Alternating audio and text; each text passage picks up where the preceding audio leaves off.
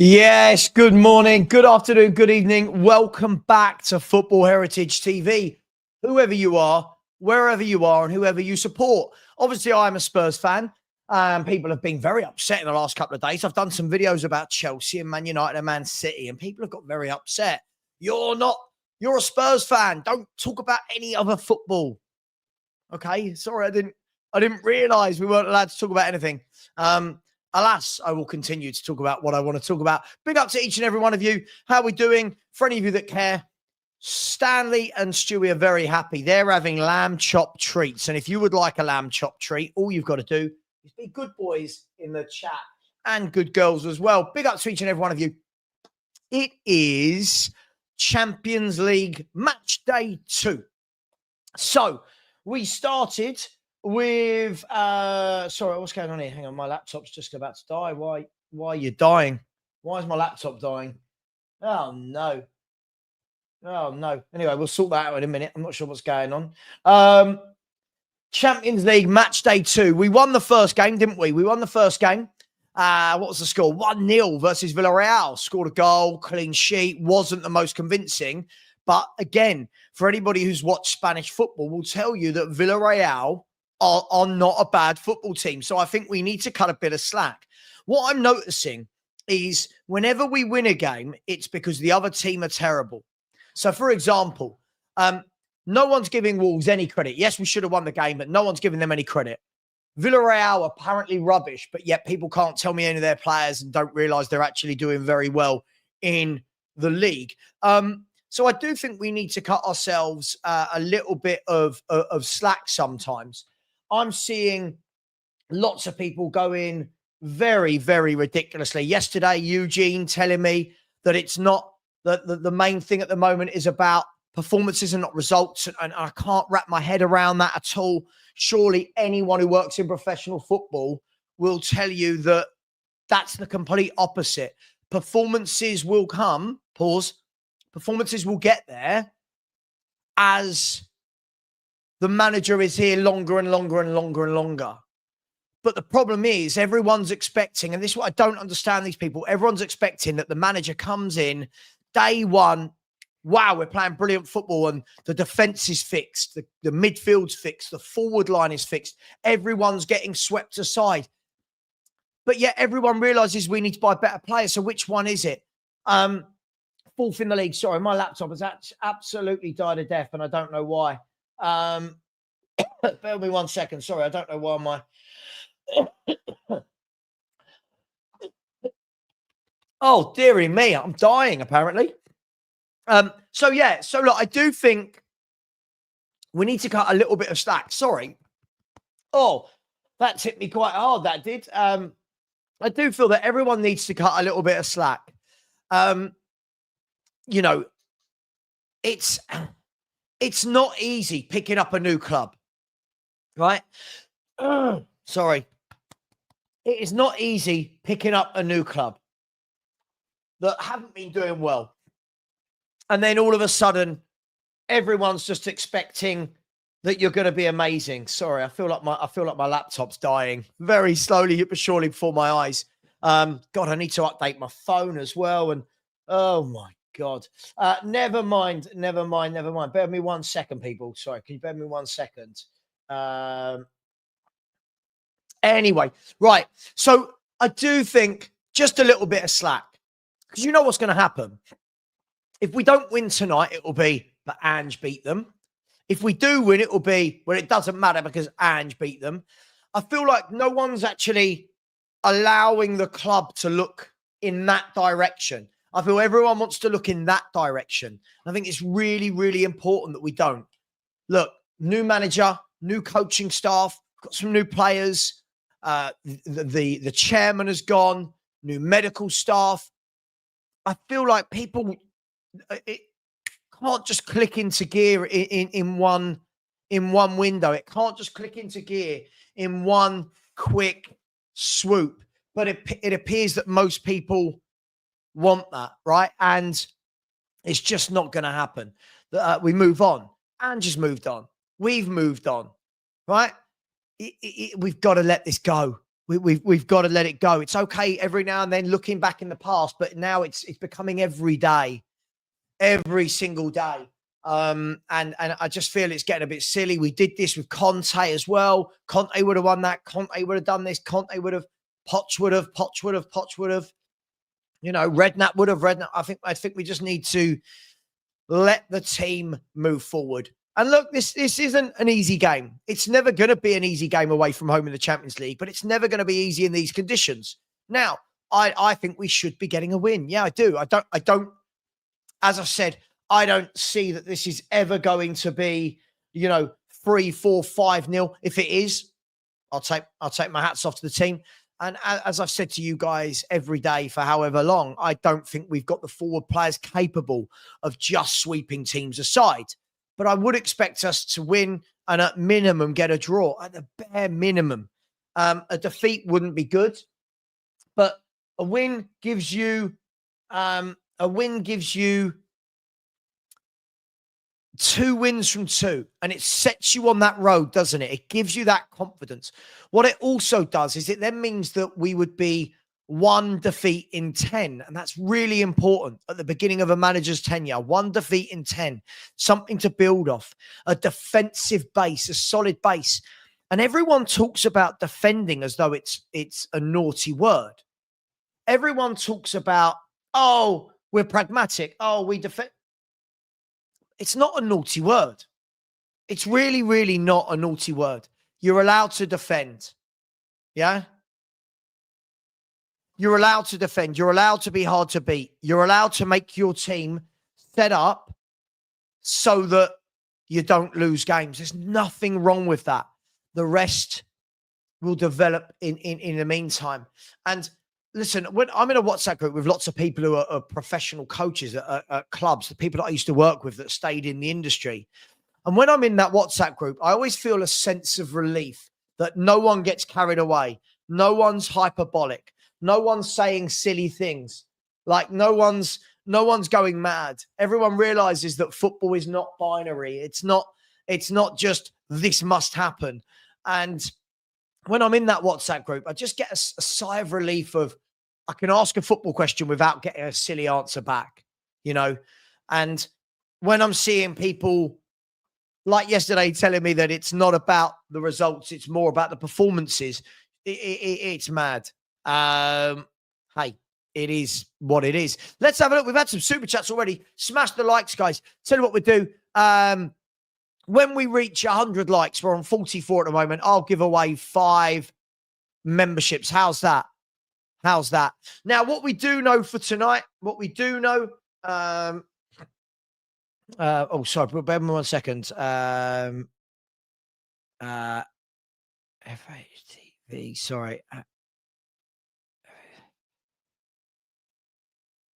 Sorry, my wife asking me a question. What we do know is that there's going to be no Cuti Romero tonight. He hasn't travelled, and we're told that it's purely precaution. Now, I'm precautious about their precaution. And what I mean by that is we heard this, didn't we, a while back about Takai. We heard this a while back about Davis. We heard this a while back about Solanke, and all these players are still out. But I do believe them on this one.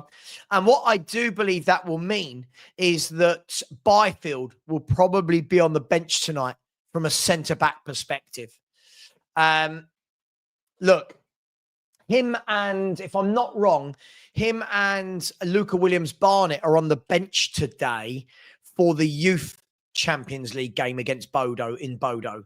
So what I believe that means is you're probably going to see Byfield and Luca Williams-Barnett in the squad. And that's because we haven't got many fit players.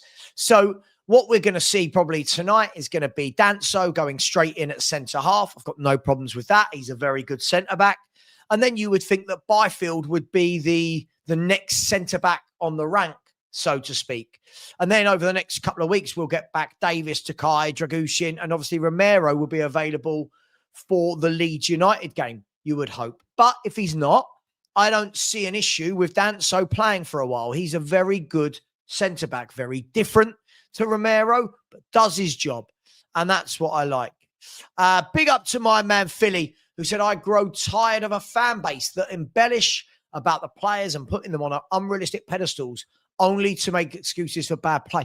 Look, I agree, Philly. I've said this for years. We've got to stop putting people on pedestals way too quickly. But football fans are always going to do this. And Danny, I completely disagree with you. It really doesn't at all.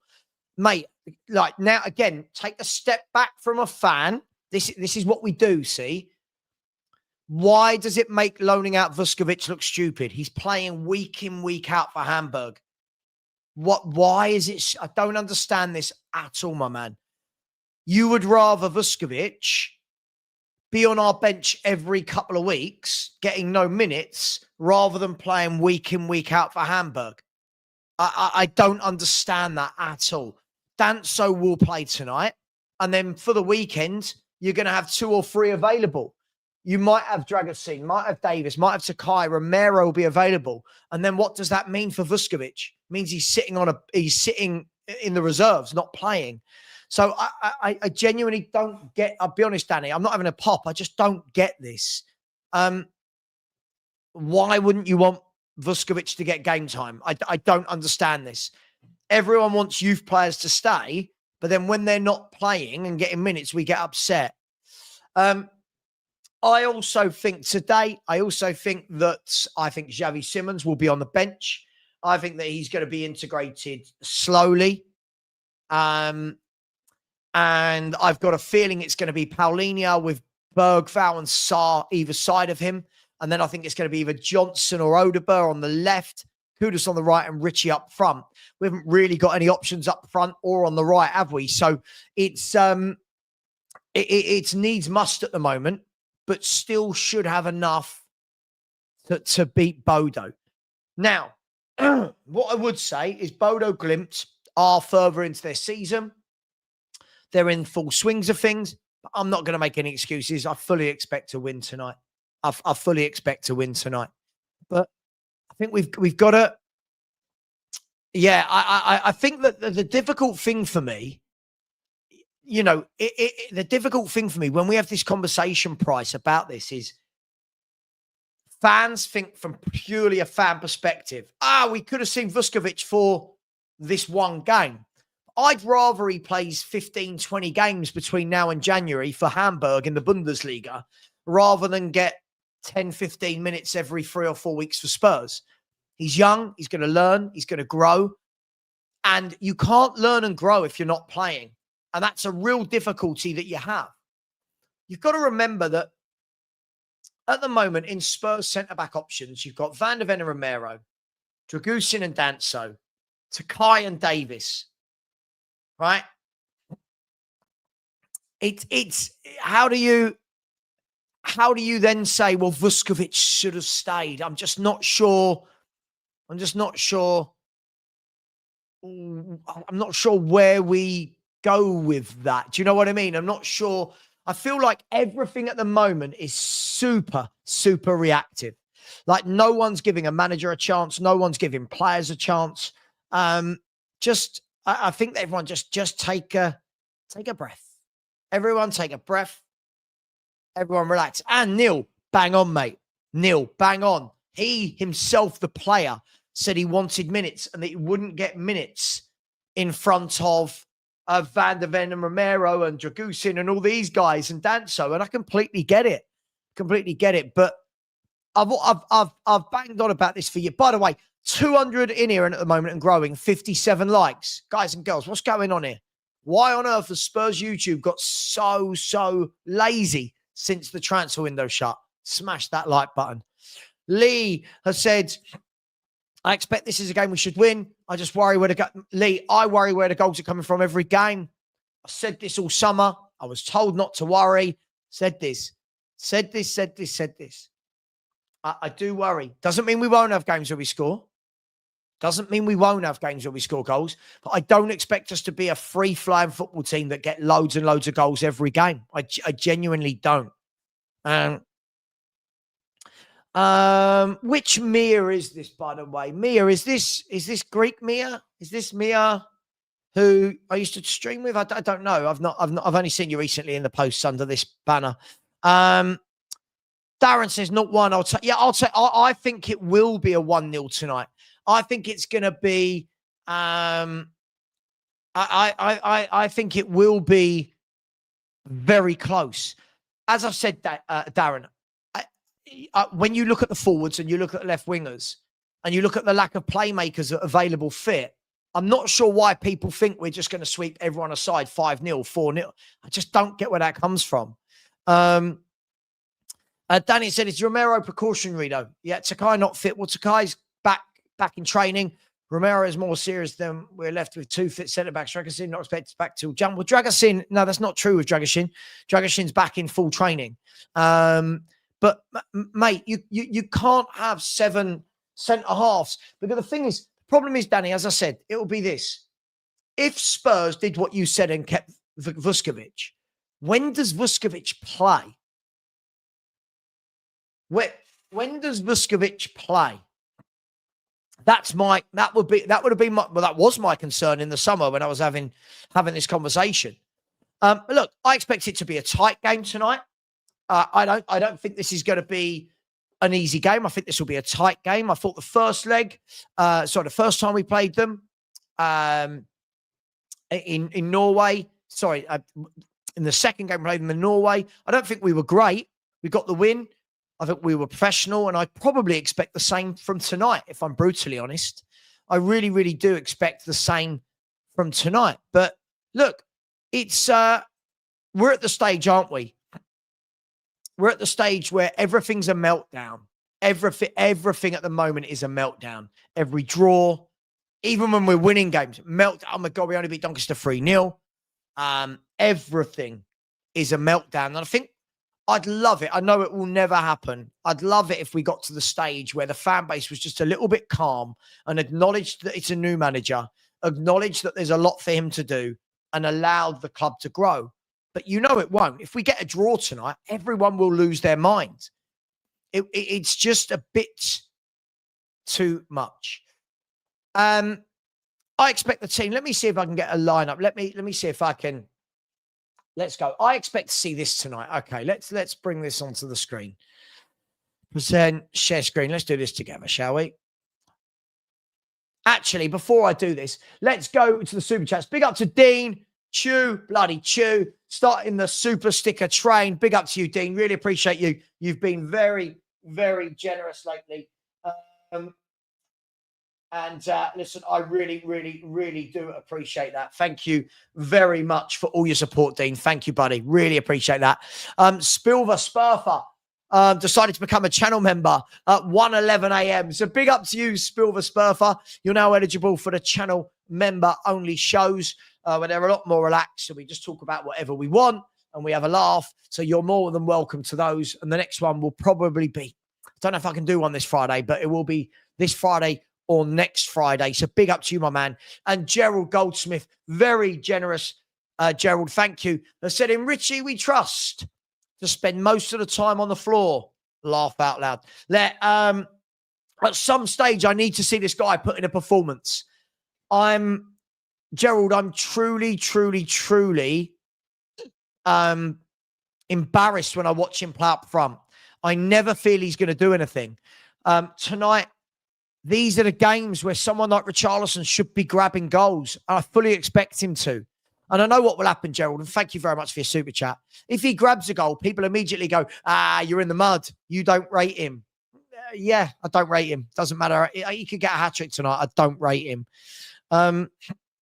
S has said, going to be tough but tonight. Not as easy a team as people thought, just like last year. Look, I agree. Listen, I think we should win. I just don't think it's ever as easy. Andy has said, if you would have told me we'd be 4th place at this time, I'd have taken it. Of course you would. We all should have, right? We all should have. I don't think he'll start tonight. I don't think he's going to start tonight. It's just a feeling. I could be wrong. I've got a feeling that he'll come on and be more of an impact sub tonight. I think he needs a bit of time. That's what I would say. I don't know. Again, my opinions are my own. I don't speak on behalf of anybody else at all. But let's be fair. I think this will be the team. So I think this is going to be, Vicario. I think that will be Porro. I think that will be Dogi. I think that will be Van de Ven. I think that will be Danso. I then think you're going to have Paulinho, Bergval, Sarr, Johnson or Odegaard. I reckon Johnson, Kudus, and Richarlison. That's what I think the team will be tonight. What do you reckon? Now, notice the words I said. I think that will be the team, not that's what I want the team to be. What do you think? I think it will be that. I do. I think it will be that for the away game. And then I think for away games. I do at the moment. And I think what you've then got to hope is that Brennan Johnson, because we know he won't do anything from a wide man perspective, but we've got to hope that he gets into that box and can grab himself a goal like he does so often. And then your outlet is Kudus, right? Your outlet is Kudus. That, again, is something I've said for a while now. This is my worry, that the outlet is Kudus. He's the only outlet. And when people say he's greedy, well, I look around and say, if I'm him looking at that team, who can I play a 1-2 with? Who can I play a 1-2 with? Who can I play a give and go with? Who, if I pass that ball, will I get it back from? So I believe it might be that. Now, that doesn't mean I'm right. I'm just speculating. And it'll probably look more like this. Let's see if I can find the actual formation. I think, and we're talking about probably more like that, right? I think we're probably talking more like that. Look, I'd like to see Xavi Simons in the 10. I've just got a feeling that he's not up to speed. I've got a feeling that he needs a bit of time to adapt and adjust. And if that's what he needs, then I'll trust Frank with that. I know we won't be happy as a fan base with that, but I will trust Thomas Frank with that decision. I don't know. I could be completely wrong. We might get to the game and we see this. Where are we?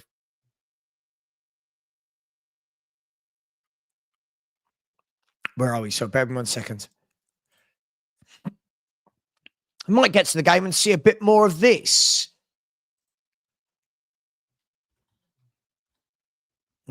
Probably help if I could spell Xavi Simons, wouldn't it? There we go. I think we might see that. We might. But realistically, I think you might see that. Now, Ash, there's another option that you could play Kudus in the middle, Johnson right, and Odegaard left. My worry with that, I don't disagree that we could see that. My worry with that is that, again, out wide, you've got no hold up. Look, and again, Ash, you and I talk on WhatsApp. I've said we're going to have. I said we're going to have this problem all year until we sign what we need. I've said that. I've never moved. Ash, whether we agree or not, I've said that the whole time. Right? By the way, not one subscriber in 25 minutes. People, come on. The link's in the chat. Please smash that. I'll give out free memberships if you lot subscribe and like. It's simple. There we go. Ash, is that fair? I've said that the whole time, right? I think we're going to have this same conversation every single game. Who goes left? Who goes right? Who plays in the 10? Because we haven't bought what we needed. Absolutely, Ash. Absolutely. Right now, what Spurs should be seeing is this. What we should be seeing is, okay, let's just put Bergval there for the moment. What we should be seeing is something like this.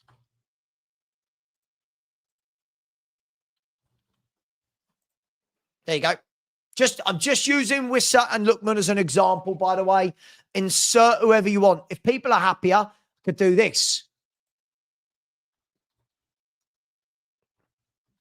Oh my God, Savva, spell properly. There we go. What I should be seeing is something like this. Right? Now imagine you were going into games with that. How much happier are you? And that would have cost us 40 million extra to do.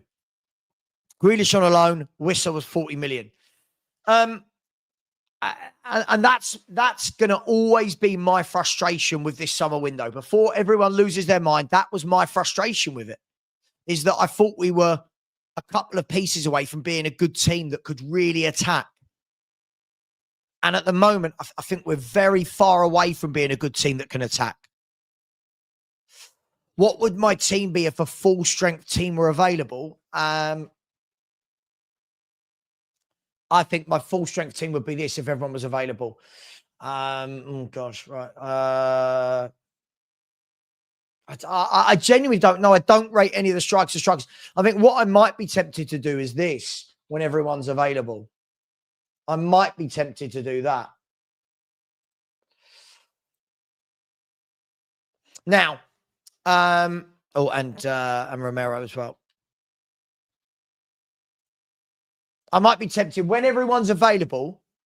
I might be tempted to do that. Now, obviously, that's with Vicario in goal. Now, what I would say is, obviously, you're always going to have the Udogie Spence conversation, and the conversation I would have would be, oh, sorry, hang on. Sorry. Are we talking about when Maddison and Kulu are fit as well? Right. Sorry. Let me start again. Apologies. So what I might be tempted to do is something like this.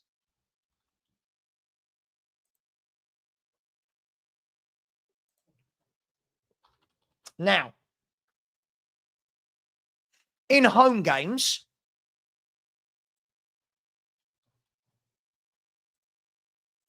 I'd like to see something like that.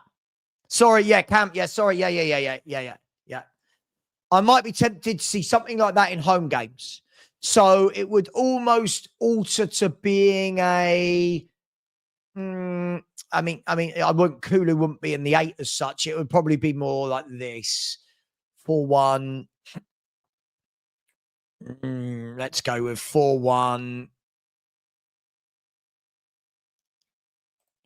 Almost like this. Almost something like that. Now, it's difficult because they wouldn't obviously be that high with Maddison and Simmons floating and rotating, Kulu and Kudos floating and rotating, and then Paulinho sitting. Now, in away games, I'm not sure I would do that. In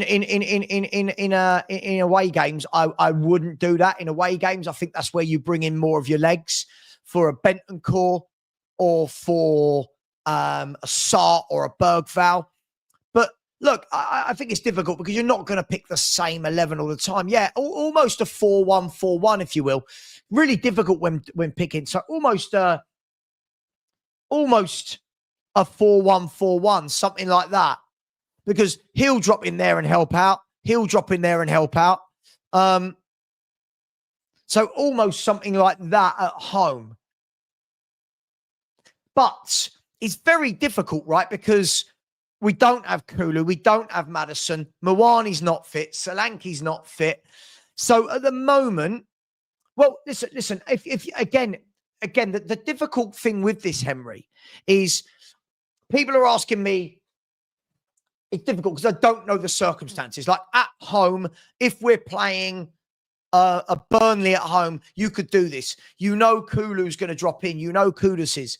But more realistically, you're not really going to have all of those attacking players. I think more realistically, what you're going to see here is more of a one of them dropping out. Maybe, I don't know. Maybe Kulu drops out, and that's where you see a Bergval or a Bentancur, right? And then one of these is subbed out and Kulu comes in and rotation with between Mwani and Solanke. Look, it's options. But right now, without those options, the left side and the forward is very weak. Now, I expect when you think about it right now, you've got what? No Maddison, no Kulu, no Mwani, no Solanke. So straight away, you've got 4 of your attacking players out injured. 4. Now, that's not an excuse. That's just the way life is. Yeah, I don't like doing the whole, oh my gosh, we lost because of injuries. I don't like that. I've never liked that. You know, that's the way it is. But we will have differences. Now, the question is going to be, does James Maddison stay when he gets back fit? What player will he be? Now, let's ask that same very question of Dejan Kulusevski. Is he going to be the same player? He's had a couple of big injuries. He wasn't the quickest before. So what's his mobility going to be like? Yeah, you know. But again, yeah, Ellie, as I said, that they're the question marks, aren't they? They're the question marks. You know, is it going to be home games Udogie, away games Spence, depending on how attacking?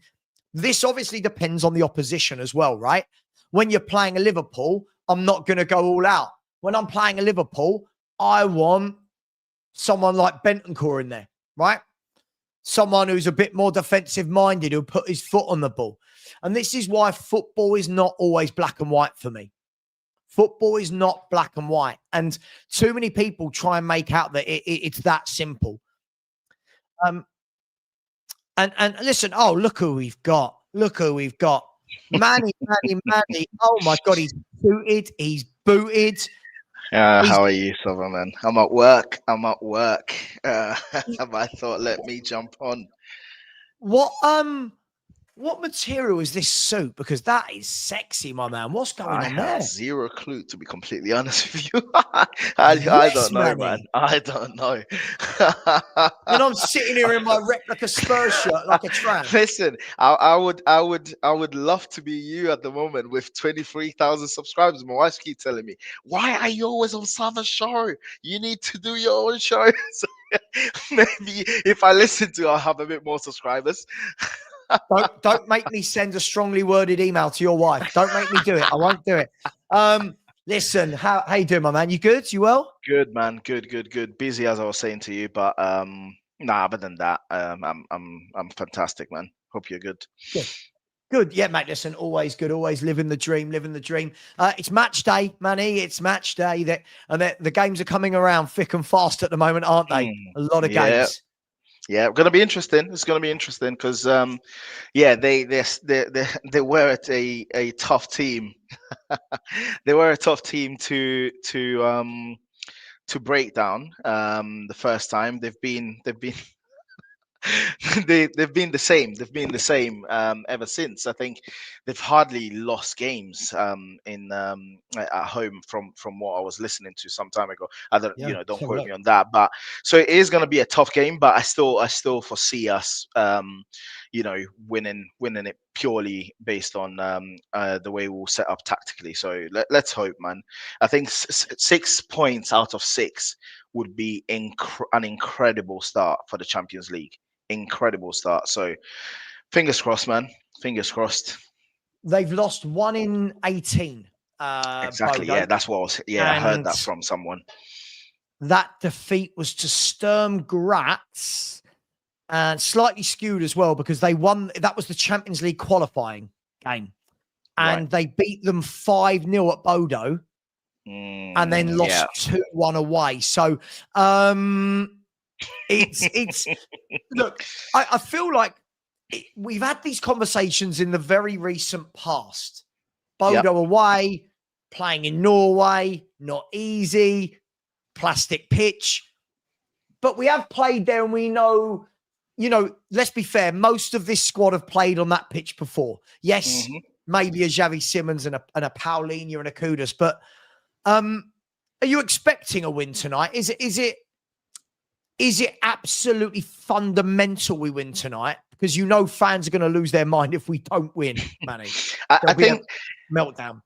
Yeah, well, so two parts, right? So am I expecting us to win tonight? Yes, I'm expecting us to win tonight. And the reason why I'm saying that is because if there is one thing that we know, is that if you go to Bodo, open up and play expansive football with them, that's where they cut you out, because the speed of the ball on that surface, they are used to it, and they're used to the conditions, right?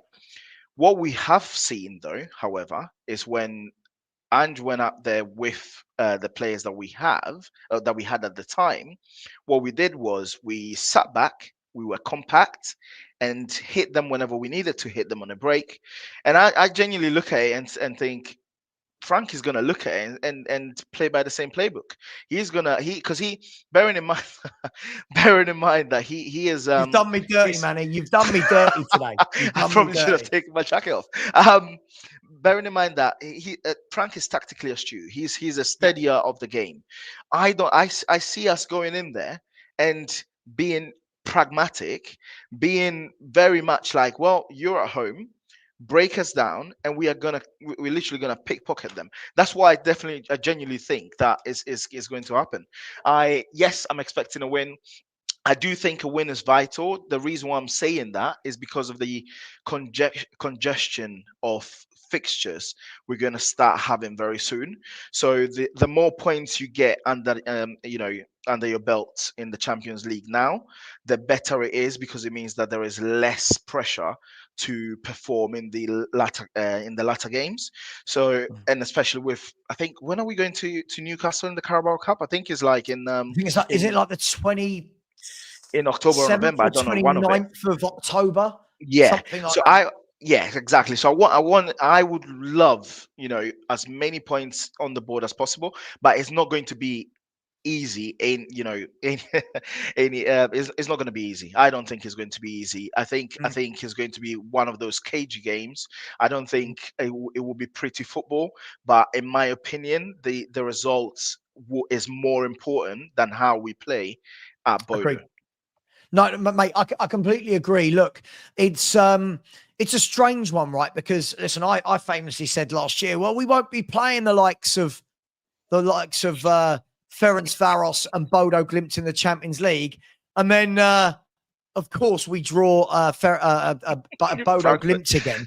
and But Frankfurt look, too. yeah, Frankfurt as well. Look, I do think it's going to be difficult. No away game is going to be easy. Let's be fair. No home game is going to be easy. We're a club in transition. I think people have got to understand that. When people talk about we're Tottenham, we're also a team in transition. There will be a lot of managers looking at Spurs and going, well, now's not a bad time to play them because Thomas Frank's still figuring things out. So it does work both ways. But I think you're right, Manny. I think the word you used there is probably a great word, cagey. I'm expecting this to be a scrappy affair. I don't expect, listen, I'll bore my audience to death. I don't ever expect Spurs to be a free-flowing team until we sort out the striker and the left winger. But do think we've got enough, and I do think it will be a 1-0. I'm going to go with a 1-0, but Bodo at home do have goals. They do have goals in them. Yeah, they do. Yeah. And I do, but that's a very good point, right? I am what we've seen in the last, how many games have we played now? 6, 7 in the Premier League. What we have seen is at the moment that the attack is pretty much work in progress, because we're not seeing the fluidity that I would have loved to see yet. But obviously, it's just 6 games in, 7 games in. Still time, he's still got time. But if we are looking purely where we are at the moment, we haven't got that fluidity between and even that transition from defense to attack is not as fluid as I would want them to be. And due to that, it will have to be a cagey game. I wouldn't be surprised if we end up winning the game on 2 set pieces, as an example. I genuinely wouldn't be surprised. So I actually think it's going to be probably 2-1, because I worry that it might score. Bodo? No, to us. So 2-1 to Spurs. Just checking, Manny. You know how YouTube works. 2 headers, I think it's going to be. And I think the likes of Kudus are going to be super, super important, because when we get to the point where we will be under the cosh, because that is going to happen regardless of whether we are Tottenham or not Tottenham or anyone else, we are going to be under the cosh a little bit. We will need that outlet, and that's why a lot of the times that left hand side worries me, because you don't want a situation where the ball is and the Richie as well, I have to say. You don't want a situation when the ball gets pinged to that forward line, and for the ball to come straight back, because then we're going to be under a lot of pressure. So Kudus outlet, you'll be able to keep the ball, to win us fouls, and then on set pieces, that's where I reckon we're going to win it. But yeah, I completely agree with you. By the way, it's we're not fluid by any shape or means at the moment. No, I think that's going to take time to develop the fluid nature. But I do agree with you. I think Kudus is going to be really important, because he's the one that's going to drag us up the pitch. I know people keep saying he's selfish, but you need a player that holds onto the ball. You need a player that says this isn't going to bounce back immediately. So I've got no problem with him holding on to it. I'll just say, I mean, Tottenham Ranger, dude, I feel like my magic microphone's working again, where something I'm not saying is translating through. You said we versed no one in Europa run and got lucky under Ange, so surely Bodo is still considered no one under Frank. Right, I'm not sure we're going there. Or is Bodo all of a sudden Giants? I don't think anyone said that. And then you're saying should be an easy win. Let's have it right. Like I feel like you've got the hang up with Ange, not us. I feel like you've got we've not mentioned Angepostecoglou. I really want my football club to stop being Ange won that game last year. Ange didn't win that game. Ange would have won. Can we talk about Thomas Frank and Thomas Frank? But that's the point. That's the point, Savva. That's a very, very, because I feel like there is this underlying tension in the fan base from both sides, right? Because I feel like the Ange fans, myself included, used to be, right? There's that little section of Ange fans who are literally talking about Ange at every single point that maybe we either drop points or we're not fluid or whatever it is, right? There's absolutely no need to do that. But I also do think that there is the Ange outers, right? Some of them, a pocket of them, who are also quite sensitive from the perspective of, as soon as, and the reason why I'm saying this is obviously my dear mate and lovely fella Lubo. I was catching up on the Spurs 5 show this morning whilst I was driving from Cambridge to London, and every single minute Mr. Lubo kept mentioning Ange, and I was thinking, Lubo, please. And this, obviously, everyone knows I absolutely love Lubo, and I'll say this to his face as well.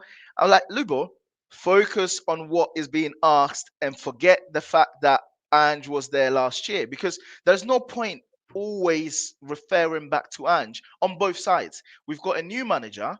He needs time to adapt. I do think when it comes to certain games like the Wolves game, there is ample room for constructive criticism, especially if he gets things wrong. But there's absolutely no need to go overboard on the other side, because he needs time, and also he needs players, right? So there is a balance that people need to have on both sides, and it can't always be about Ange, because Ange is gone. Ange is gone, regardless whether you were an inner, an outer. Ange is gone. And yeah, like you said, some of these teams that we faced in the Europa League are in this league, and we're facing Bodo at the moment. So it's not going to be easy, whether people liked it or not, whether we beat them last year or not. It's not going to be an easy game.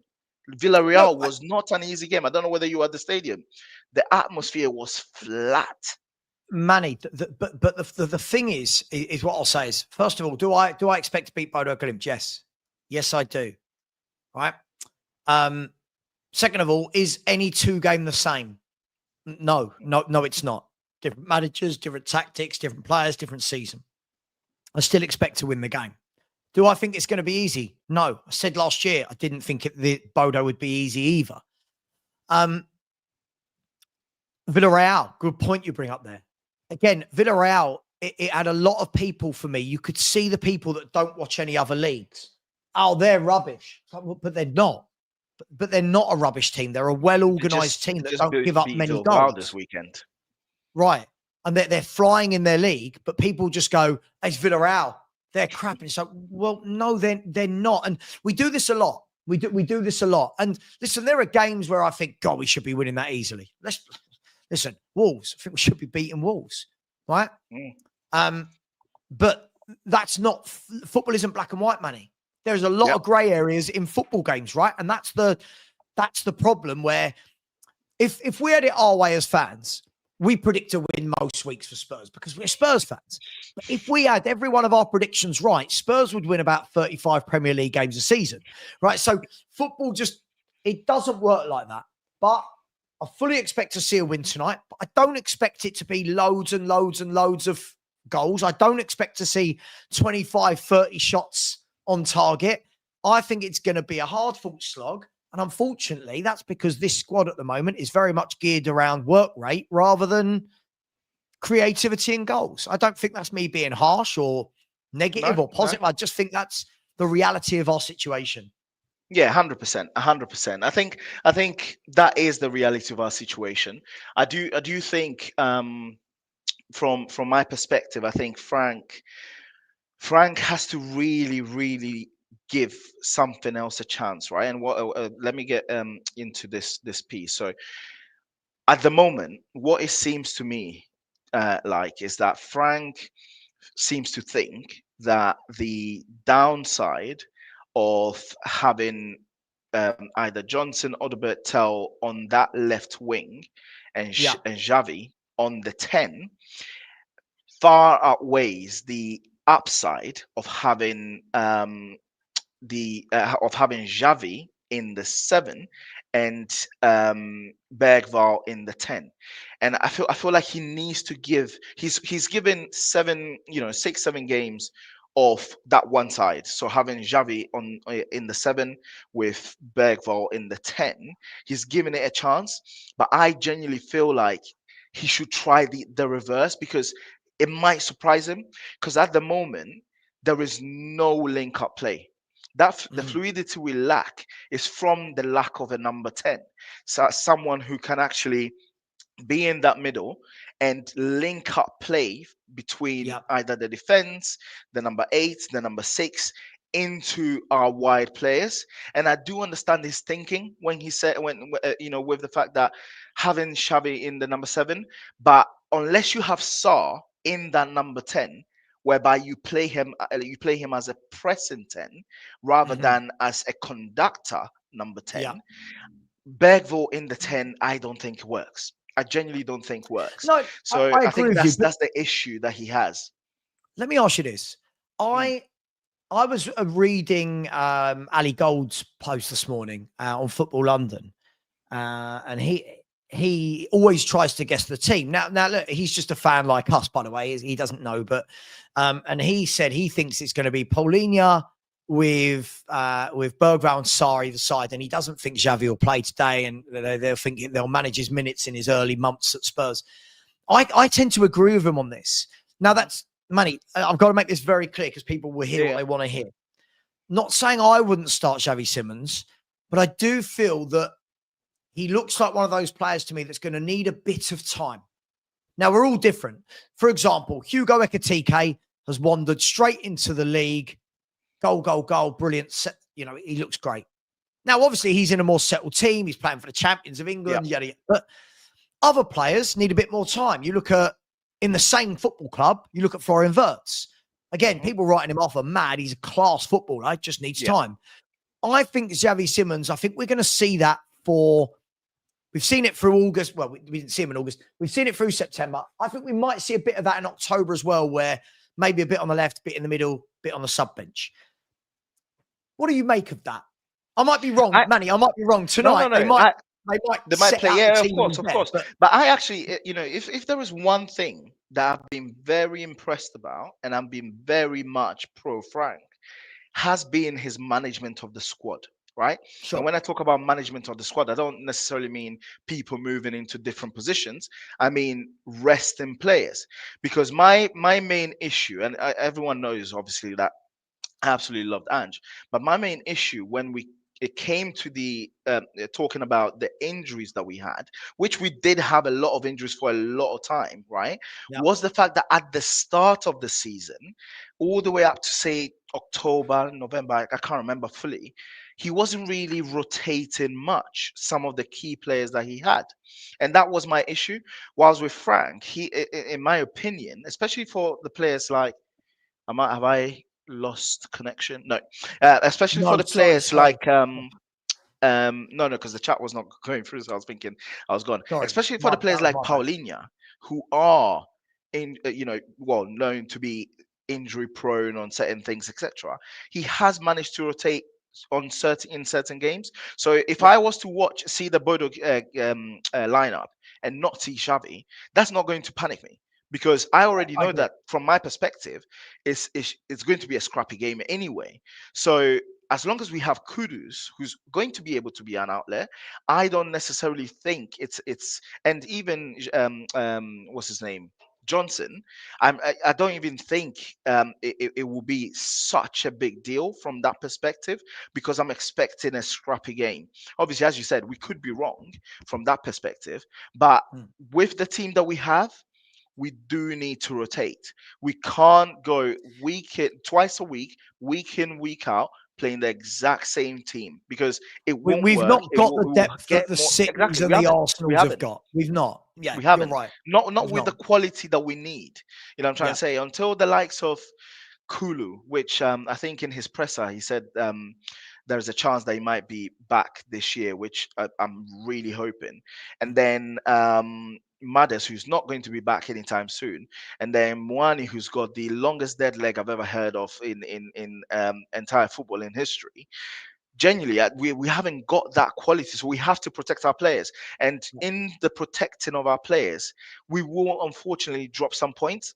However, I would take dropping some points, because we've had to protect players at the start, than Yeah. to lose the players for long term, for the crunch time of the season at the start of next year. Well, That's the piece that I think he's getting I right. agree with you. I think we've got to be careful what we ask for, right? One of the big things over the last few years has been that players will run into the ground, that we didn't rotate, that people like Porro never got a rest and Kulu never got a rest. Then when a manager does give players a rest, people go, "I can't believe he's left him out." And you're like, well, hang on. For players to have a rest, for players to rotate, and for players to get minutes, naturally, they're not going to all play every game. Because by now, imagine, Manny, we'd seen the same Yeah. 11 every game so far this season, right? Fans would be they'd be going mad. He Yeah. doesn't rotate. No one else is getting a chance. He doesn't give players minutes. Fine. But then when he does do that, I can't believe he's rotated him. Like Porro, the other day was Porro should have played. The game before, all I'm seeing is, cool, Porro needs a rest. So But this is why I'm not losing my mind over anything at the moment. I've seen Spurs for 40 years, right? I know I look young. I know, Manny. I know I look young. Right? I've seen Spurs for 40 years. I've seen great times. I've seen bad times. I've seen really good runs of form, bad runs of form. But you know what? Nothing lasts forever, right? So Spurs not winning against Wolves wasn't. Listen, if that had come, pause. If that draw had been off the back of 7 games without a win, and you're thinking, God, we've got Wolves at home, we've got to win, we've got to get that relief. Yes, but it's not happened after 6 or 7 games without a win. So it's not this big drama that we see, and that's where I think fans have just gone slightly over the top in the last 3 or 4 days of, we're rubbish, this is terrible, questions need to be okay. But I've seen many a year where we've lost 5, 6, 7 games in a row and fans didn't panic like this. So I think just a bit of calm would be my word, Manny. Just a bit of calm. Yeah, no, 100%. I think there are two aspects of this, right? There are two aspects of this, especially when it comes to the Wolves game, because that's the one that it seems like everyone has panicked on. And those two aspects of it are, when I'm looking at the table right now, I think we're sat fourth, right? Yeah, And we're sat fourth. being sat fourth, in my opinion, based on how we've played, is not really necessarily a reflection of how good we've been. However, it has been a reflection of how resilient we've been, because we've not really been fluid going forward. However, we've picked up results, right? So from that perspective, you take both positives, but you also can be constructive on the negatives. My only negative is the fact that I was having some back and forth in other group chats, and I was saying to people, I just want to see what this world would look like with either Johnson, Tell, Odobert in that seven, in that left wing, and Xavi in that 10. However, if you look at the fact that last season, as an example, whenever we were playing these kind of games, we were never coming back to pick up that point. I think there was a certain point in time where we either won a game or we lost a game. And those points that you pick up are the ones that also do catapult you to the top, because those points add up. So coming back from 1-0 in the last minute to be able to rescue a point also should be seen as a positive. So there's that balance that people need to have, in my opinion, is the fact that yes, we've got a point. That is a positive. We haven't lost any games other than the Bournemouth one, which we deserve to lose. But also, yes, I think if there is one thing that, and we are football fans, right? We haven't got coaching badges. If I am seeing that we are not fluid going forward, best believe Frank is seeing that as well, and he's speaking to what's his name? Is it Cochran? I think his name is. He is definitely speaking to him, telling him, mate, we need to figure out some patterns of play. We need to figure things out, and that's what it is. We need to be able to break things down. But unfortunately, we haven't got, other than Kudus, right? We have not got an Xavi in the 10, or I would imagine, but obviously he needs to be up to speed. We haven't got people who can unlock, you know, those defenses, and that's where we're falling short. And then we also have the added issue, and again, I know people will cook me on it, but Solanke, sorry, it's not Solanke, Richarlison, he is not a striker. He's not a top 4-5 striker. He doesn't run in behind. He can't hold the ball up, and occasionally he does a bicycle kick, and everyone goes mad.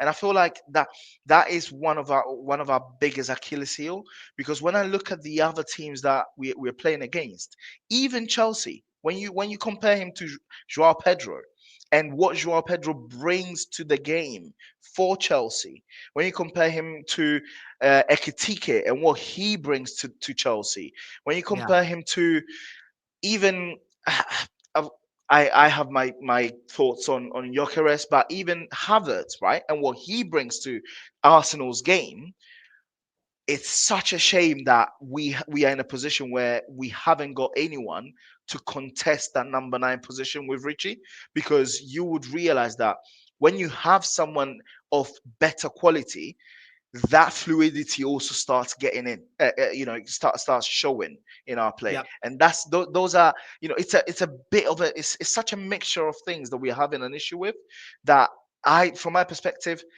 people should not be going over the board. They shouldn't. You can criticize and be constructive, but there's no point going over the board and asking for the manager to be sacked and stuff. It makes no sense. I agree. By the way, for anyone who's interested, the Spurs youth team are playing in the Champions League right now against Bodo Glimt. And they are currently 4-0 up.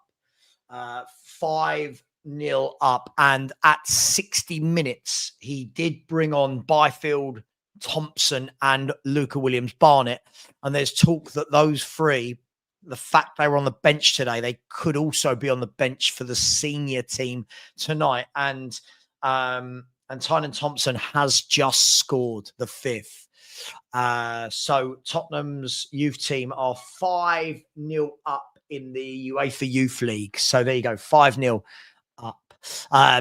By the way, so I can't disagree with this more. When we're saying Richie isn't a problem right now, of course he is, because he's not doing anything a striker needs to do. He's not holding the ball up. He's not running the channels. He's not linking up play. His passing's poor. He's a massive problem. I think when people say this, he's not a problem right now. It's always a problem when you don't have a good striker. I don't know how people are watching our games. Let me know in the chat. Are any of you watching Spurs and thinking Richarlison isn't a problem? Because for me, I don't know why we're look. If people really want to do this, if people really want to start saying that Richarlison isn't a problem in the Spurs 11, then you've got the Spurs you deserve, and we're not going to ever get better. He spends, sorry, Manny, for me, he spends most of his game on the floor. The man can't stand up, and he can't link up play. This is. I've got a big bugbear with strikers. If you are banging in game after game after game, fine. You know what I mean? If you are someone who scores 30 goals in 38 league games, fine. If you are not, you need a lot of other strings to that bow. And I don't think he's got those strings, Manny. And I think this is a huge issue. And he's almost elevating Solanke to be better than he is. No, it's 100%. Like the thing with Richie, right, is when I'm looking at my striker, you either have the qualities of a Ivan Toney, right? Where whatever ball gets pinged up sticks and you bring people into play. Sure. Or you have Mateta, the qualities of for example. or Mateta, as an example, right? Like you would say to me, Mateta is not a prolific striker. He's not an elite striker. However, if you put Mateta in our team, everything changes because he brings people into play. He holds the ball up. He draws fouls, right? If you're not that kind of striker, you are an elite striker, say your Harry Kane, your Lewandowski, or even your Haaland, right? And your Harry Kane and Lewandowski will hold up the ball, will spray passes left, right, center, will score you 30 goals a season, elite, right? Or your Haaland, who, by the way, Haaland now has brought into his game the hold up play this season, right? But Haaland, whether he's got hold up play, no hold up play, he'll score you 30 plus goals a season. Or you have the striker that stretches play, the striker that runs in behind. And I feel like, unfortunately, and I love Richie because of the tenacity he has, the attitude he has, all of that. I love him as a person. But if we are going to be real honest with each other, and if we're going to want to go to that next level, Richie is not the guy. Just the same way, and I'll say this again. I know I've called Lubo 2-3 times. Lubo's name 2-3 times. He's gonna jump on in 2 seconds. Vicario is another one. It's the same thing. If we want to get onto the next level, there are certain players that will not be with us to that next level, or if they are with us, they will be bench players. Richie being one. I'm sorry to say, whether people like it or not, I am sorry Manny, to this say is that. it.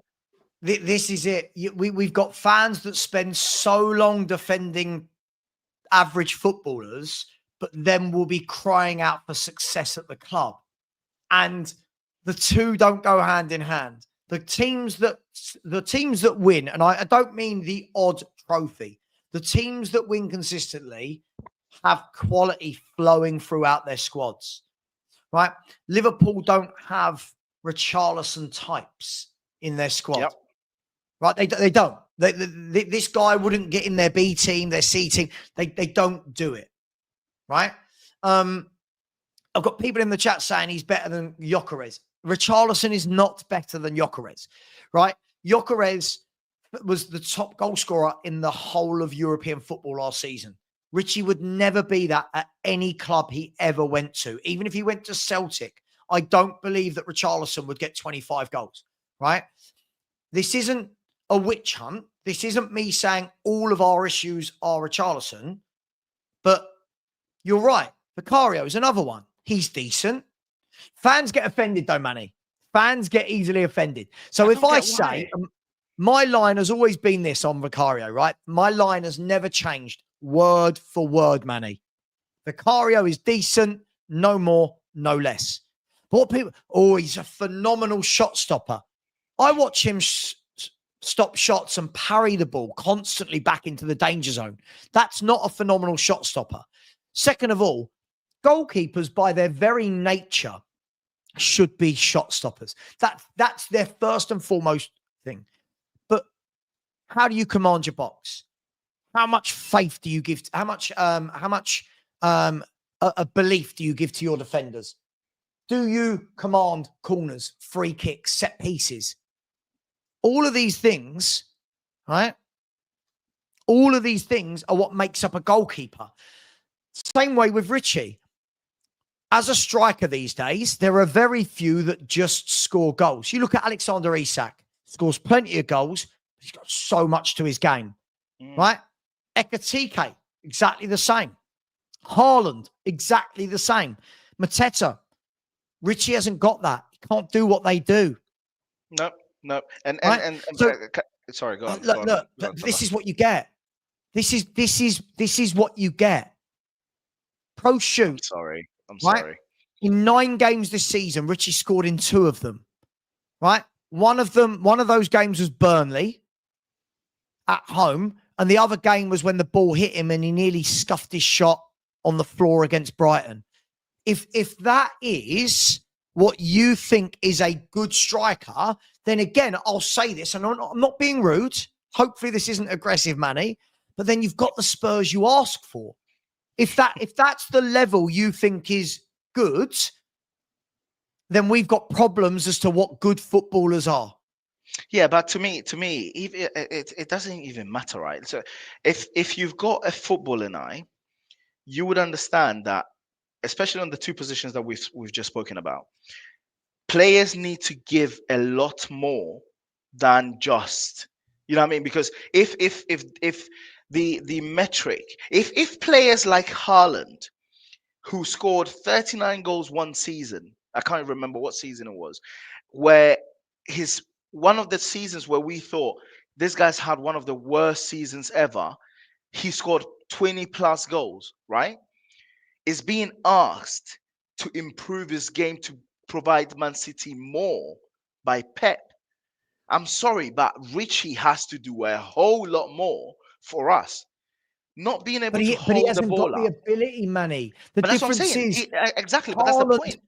Haaland has always had that ability. And again, I always say this, when people talk about Haaland and they say he couldn't hold up or he doesn't do anything, I always say to them, go and watch Borussia Dortmund games where he played for them, right?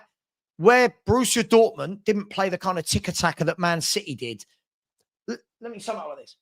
At Man City, for years, Man City have been a team until this season that completely dominated the football and literally said, Haaland, you stay in the box. We've got Foden, Grealish, Mahrez, Silva, Gundogan. They'll all get the ball to you. De Bruyne, they'll all get it to you.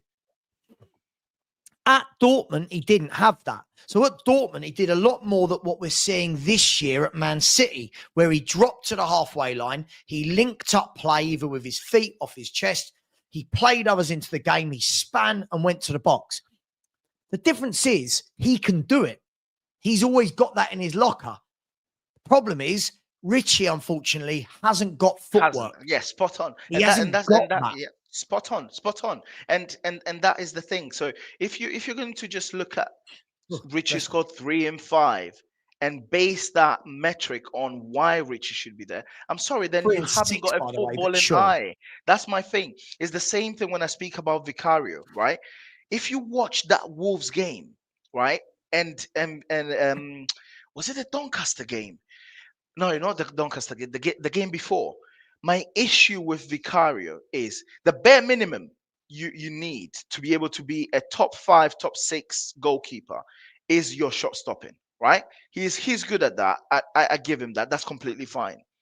My issue when it comes to Vicario is what else he gives. So when I'm looking at Vicario, I don't mind keepers making mistakes, right? Because when you look at Alisson, he makes mistakes. When you look at Raya, he makes mistakes. Sorry, someone's just cussing my headphones out, which I've been given by work. I've been cussing these Oh, you got headphones the work headphones on. the entire time. But anyways, and with Vicario, my issue with him is when he has the ball, all our defenders are petrified. They keep having a go at him because he cannot literally distribute any football to be able to allow us to get onto a counter or allow us to get into transition. Right, that is the issue I have with Vicario. And then we get to set pieces and corners. He does not control his box. Look how Johnson controlled his box for Wolves, like when we played against them. That is my issue, and people are not seeing that because they go, "Oh, Vicario." This. I'm like, no, no, no, guys. When we want our keeper to be that 12th outfield player to draw in pressure and be able to release players for us to get onto a transition, Vicario is not the one. Vicario is not the one, and he's what, 28, 29? I'm not Yeah, I think entirely so. sure, Let's have a look. but I don't think you can teach this at this age, which is why I'm really hopeful that Kinski at some point might be able to get that, because what Kinski lacks is maybe the shot stopping, right? And I think I heard you and Sean have a conversation some time ago, and Sean was right. What Sean said was he wants to see Kinski with a proper back four, see how he copes with it. Because in the Doncaster game that I went to, and I was at the stadium, he didn't have to do anything. But that one thing that he had to do, which was a shot that Doncaster had, I think in the first half, that was an incredible save. And if we could get Kinski to a level in terms of shot stopping, his on his feet, he is brilliant. So I think people need to understand there are certain players we cannot have going forward. It will take time, but we will not be able to have going forward. And that's what that's the positive. I do know that Frank is getting at the moment because he is learning. He is learning the players that he can trust. He's learning the players that he can't trust. He's learning the players that might be very good in a certain position, just like Jed Spence. And he's learning what he can get from such players in other positions, such as left wing, left back. So listen, that's Richie. Do you Nobody know? can tell me that Richie is the guy. I'm sorry. No, look. I think the difficulty is we've got years and years of evidence to show it, right? And I do like when I see things like this, it just makes me laugh. Richie scores the winner against Bodo. I don't want any Richie praise. If Richie scores the winner against Bodo, I celebrate it being a Spurs fan. I don't praise. 100%. Like it's. Honestly, I've never known this level of maturity that football fans go, well, if he scores, you can't like the win. What? Yeah. Richarlison will score every now and then. Of course he will. Every striker will score every now and then, right? Look down the Premier League table. Dominic Calvert-Lewin, I don't rate. He's going to grab some goals for Leeds. That's life. He's playing up front for Leeds. He will grab some goals, right? That is life, right? Yep. This guy, by the way, in his career, averages a goal every 4 games, right? Now, what that means over the course of the season, if I'm not wrong, someone will work that out. That averages about 9.5 goals a year every season, if I'm not wrong. Right? So every 4 games is a goal. So every 8 games is 2 goals. Every 16 games is 4 goals. Every 32 games is 8 goals. So he's averaging 9.5 goals a season in his career. Now, right? That's not coincidence. That's not this. Like I'm seeing people go, this manager doesn't know how to get the best out of him. Well, if his career average is 9.5 a season, then what manager has got the best out of him then? Or that's a good point. That's a very good point. Could it be, Manny, that is the best of him? Like when people go, for a proper manager would get 30. He's not that guy. No, this guy, I'm sorry, I reckon he probably gets 13 or 14 in all competitions and probably about 9 or 10 in the league. And that's not good. I tell you, Savva, I tell you what, I'll tell you what I reckon. I reckon had Solanke been able to be fit throughout this period, he would have at some point been our number 9. And I don't rate Solanke that highly, but in my opinion, I definitely rate him more than I rate Richie.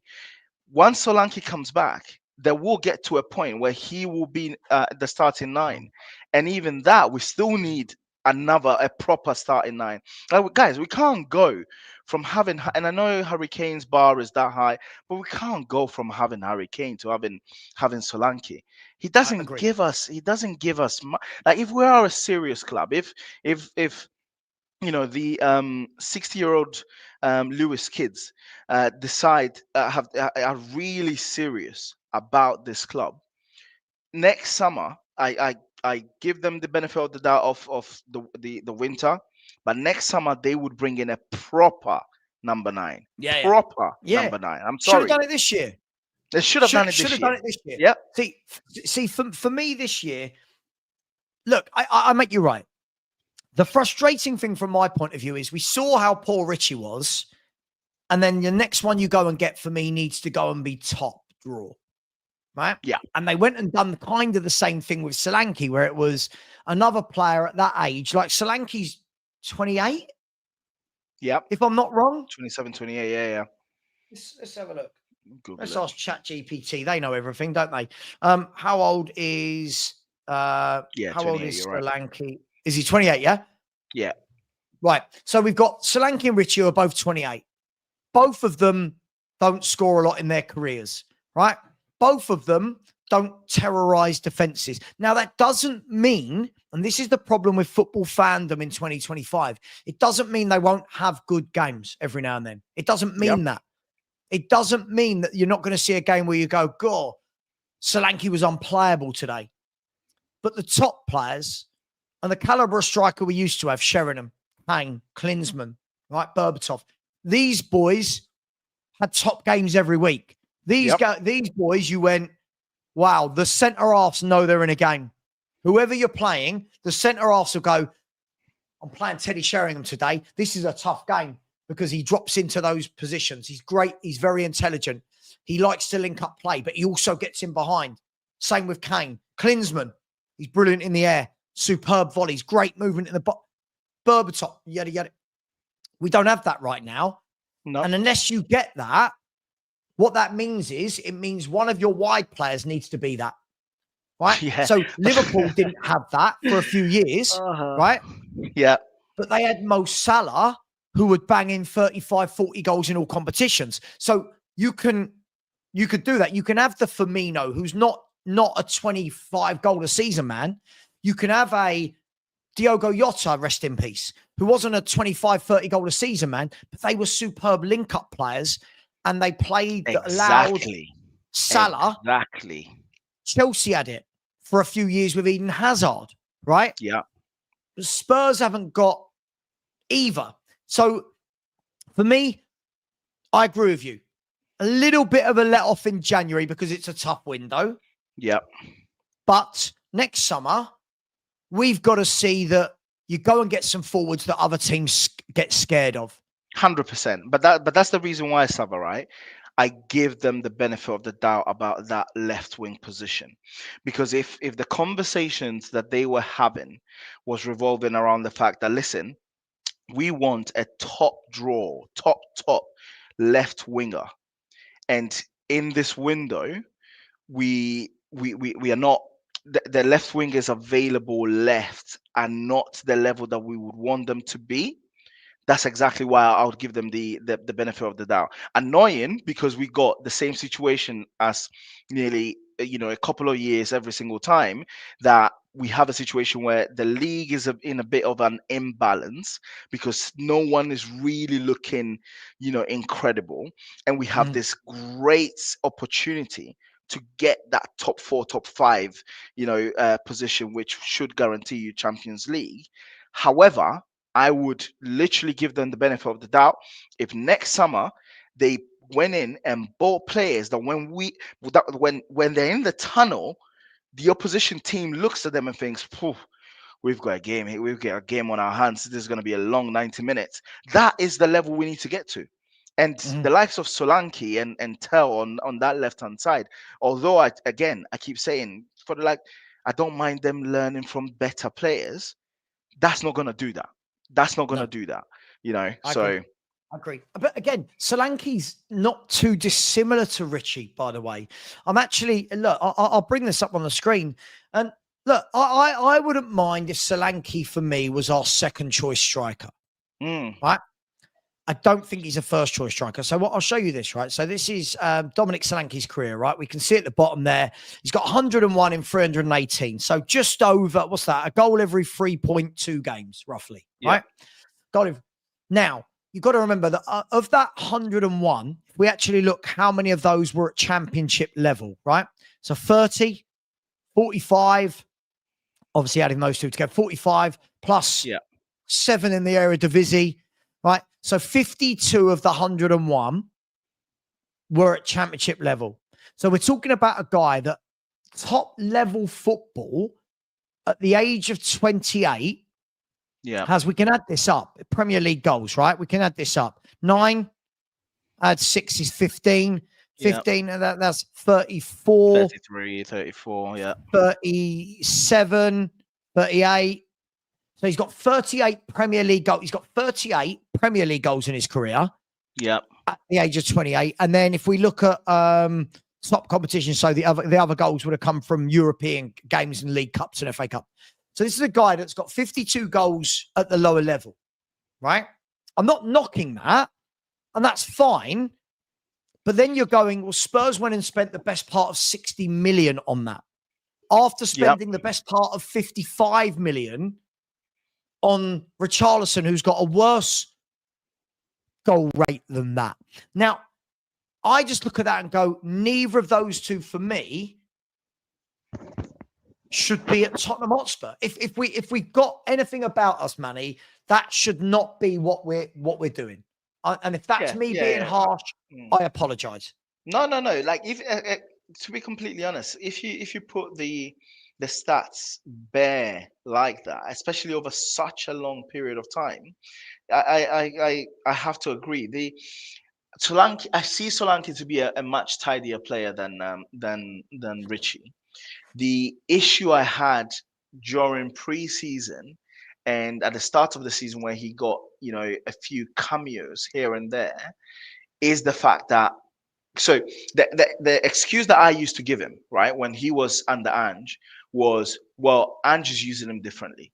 Ange wants him to run around. Ange wants him to press, and he was doing a lot of that, right? But now that you're not doing that, I need a bit more. I need a bit more from the striker position. And at the moment, we are not getting anything from any of them. Now, someone could argue that if we get better forward players around someone like Solanke, then maybe he might give you a bit more than what he's giving you now. But we haven't seen it yet. And again, from any of all of these things don't matter to me, right? And the reason why they don't matter to me is because the Lewis family have come out and said that Vinay has got the backing of the majority shareholder, right? Yeah. So and that they want what the fans want. If they want what the fans want, they will look at this team and realize that there are a couple of positions or a few positions that need significant upgrade. Not an upgrade, significant upgrade. Because we are in a situation right now where this league, where everybody is hard to beat. What position is, how many points have Sunderland picked up since they've come up just recently? How many points have Leeds picked up since they came up just 11 recently? Sunderland, 8 to Leeds. Yeah. Exactly. It's no joke to be in this league. Is no joke. Like, even with Wolves, people were laughing, ha ha ha. Wolves, bottom of the league. They're rubbish. I'm sorry. Wolves are a Premier League team. So if you want to be able to compete properly, you invest properly. And investing properly means we need proper striker and we need a proper left winger. You could argue we need a proper goalkeeper, and you could argue we need a proper 8. I can give you the 10. right? I can give you the 10 because Manny, I'll say you've just Maddison said the and 4 Shaw. positions I've said are the next 4 positions that need to be addressed at Tottenham Hotspur. Yeah. Striker, left winger, ball playing number 8, goalkeeper, right? And I think once you've got those 4 positions sorted, and obviously the goalkeeper is going to be the last of those for me, because obviously Kinski and yada, yada, yada. Listen, I don't, again, when people are judging Kinski, I don't know how good he is. I've not seen enough. I've not seen enough to see. I need to see him with a proper back 4 in front of him without crazy tactics. 100%. But the ball playing midfielder, every team needs one of those. A left winger, every team needs one, and a good striker. And I'll ask you this. Who was the last team that did anything of note without players that were good in those positions? Like Premier League winning teams, Champions League winning teams, serial winning teams that didn't have a good keeper or a good striker or a good ball playing midfielder. Can you name them? You can't. And I know people will say Leicester, right? A lot of people will say Leicester, but nearly half that team got dismantled into nearly half those players got dismantled into better teams. But Manny, look at that Leicester team. They had Jamie Vardy, who scored goals for fun. Whatever we think of Jamie Vardy, the boy knew where the back of the net was. Quality striker. Kante ran the show in midfield. Yeah. And Mahrez. They did have Schmeichel. And Schmeichel. Mahrez was gravy. That's already 4 players we've just mentioned. Right. Then look at the back. Hoof and God, why's my brain gone? Hoof and I can see him.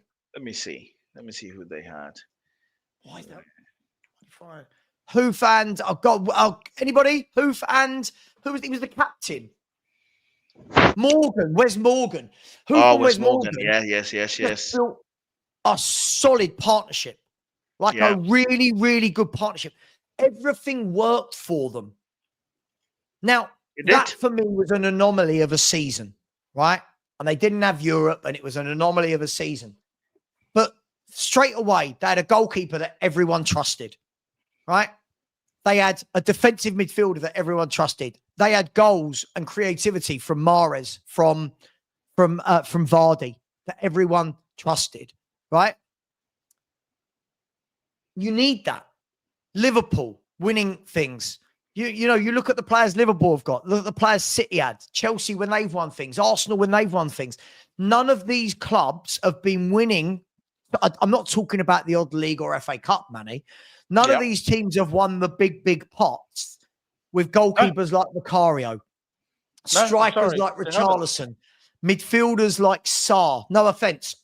Good young player, but it's the next level of player that takes you the next level, funnily enough, right? And 100%. And without those kind of players, we will always find ourselves, having those games where against, those Bournemouths, those Brightons, those Fulhams, like you win one, you lose one. You win one, you lose one, because you then over relying on tactical acumen than actual player quality, and you need a balance of both.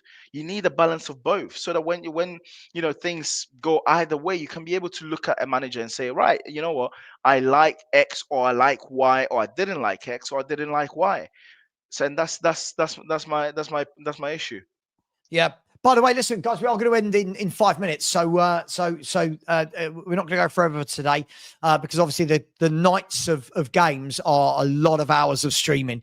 But yes, for anyone that cares, Tottenham youth, the Tottenham youth team has just won 6-0 against Bodo Glimt.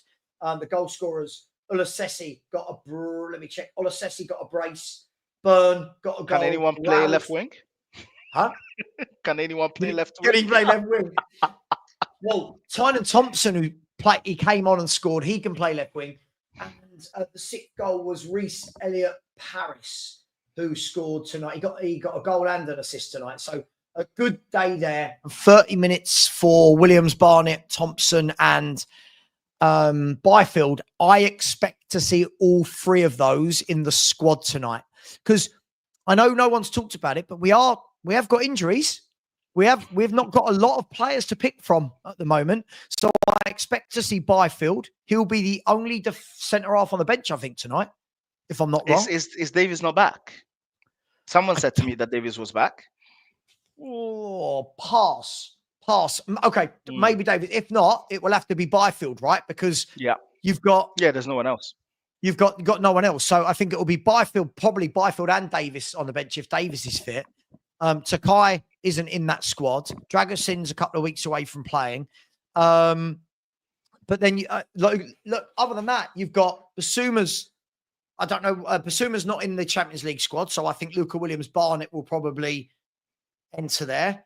And then you've got Tell is not in the Champions League squad. There's not a lot of options, if we're going to be brutally honest, at the moment, Manny. So for me, get into Norway tonight, get out with 3 points. Exactly. That is it. That is it. Spot on. And that gives us the chance for the returning players to come through.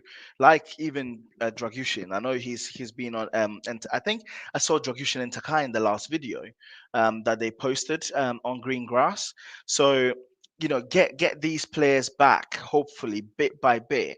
And at the moment, I in my opinion, even though I will, give constructive criticism when due, but points on the board are more important than anything else in my opinion, because that is what allows or gives us a bit of time to get other players back fit. So that's my 2%.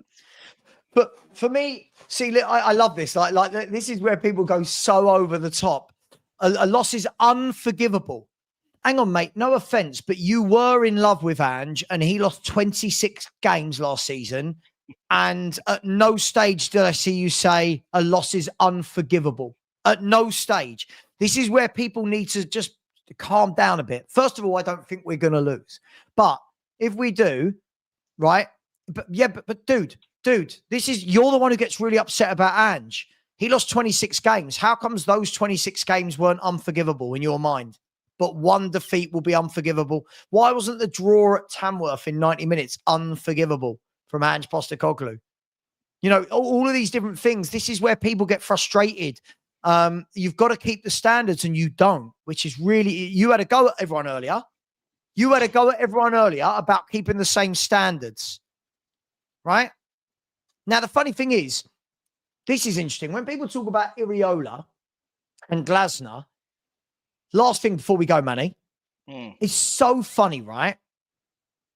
It's so, by the way, big up, Jack. Yeah.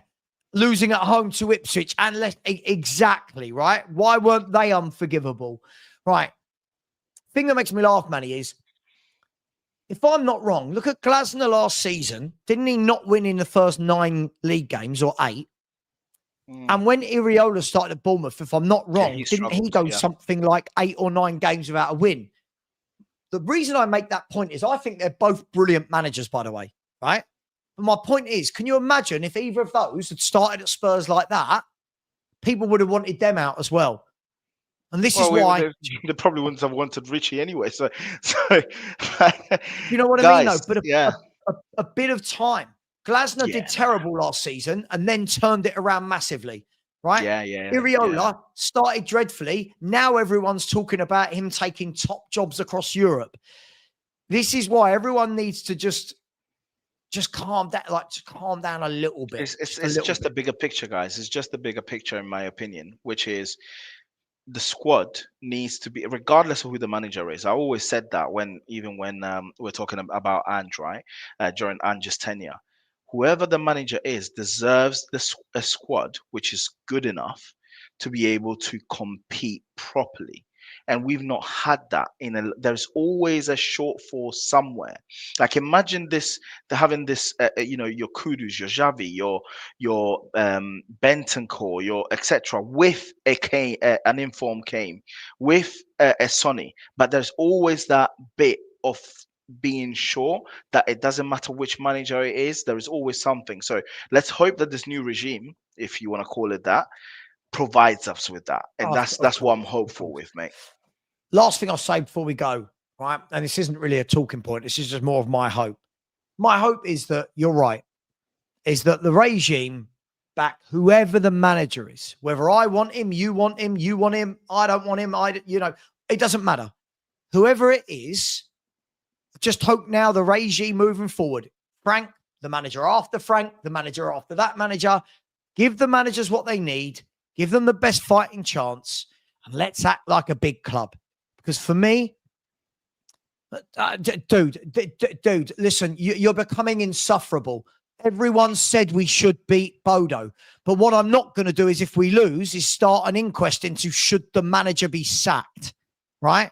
Just stop. You didn't have these same standards last year, so don't pretend you've got them this year. Right, Manny, much love. Big up to Toby with a super chat, said Richie is crap. Stick him on the left and Xavi in the 10 and Johnson the 9. Mate, I don't want him in the 11. I don't want him in the team, let alone shoehorning him. Buy what we need. But big up to you, Cat Funt. Love it. I didn't know your name was Toby. Big up to you, Cat Funt. Toby Cat Funt. Manny, thank you very much. Go and enjoy your day thanks for having me, man. I'm just going to drop off now anyway. Offices. Take care, Manny. You drop off. I'm going to set up a redirect. So thank you so much, Manny. Man. Love you, dude. Thank you. Bye. Take care. Big up to all of you. Look, all I'm saying is we've got to stop doing this thing. We've got to stop doing this thing where we're not going to allow our manager any time. He has had 9 games and lost 1. And fans like Tottenham Ranger in the chat are going to be the problem at this football club. They're not going to allow him any time. He's not allowed any errors. It's just absolutely crazy. I'm going to send you all over to LB. He's always good fun. So I'm going to send you over to LB. When you get there, right? Yeah, but Tottenham Ranger, you've got, no offense, I'll say this true, right? You've got to grow up. This childish narrative that a manager is on fraud watch when he's lost 1 game in 9. You do realize how pathetic that is. And this is why you were blocked the first time. I've created a football channel for adults to discuss football, and you're just being really childish. He's on fraud watch. I mean, you've got to stop. It's so childish. It's mad, isn't it? But this is our fan base. Half our fan base that didn't want Frank. He's on fraud watch. Let that sink in. How childish that is. So you got, listen, I don't want to block you, but if you're going to be childish, I don't need you in my chat. Just talk football like everyone else. Stop being childish. Take care. When you get over to LB's channel, just say Savva raid. Much love. Take care. And as always, come on, you Spurs.